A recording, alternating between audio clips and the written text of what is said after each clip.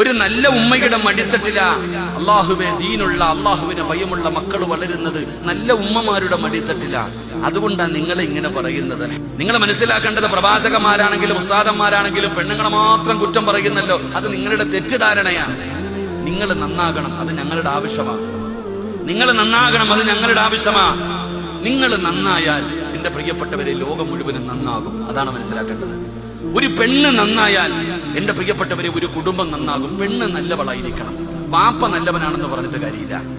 ഭർത്താവ് നല്ലവനാ, ഭാര്യ മോശക്കാരിയാണെങ്കിൽ ആ കുടുംബത്തിലെ മക്കളുടെ കാര്യം വളരെ ദയനീയമായ അവസ്ഥയാണ്. അള്ളാഹു കാത്തുരക്ഷിക്കുമാറാകട്ടെ.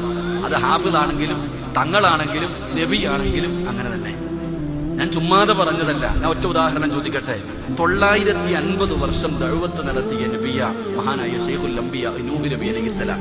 ഈ 950 കൊല്ലം ദഅവത്ത് നടത്തിയ നൂഹ് നബിയുടെ ഭാര്യ അല്ലാഹനെ കൊണ്ട് വിശ്വസിച്ചില്ല.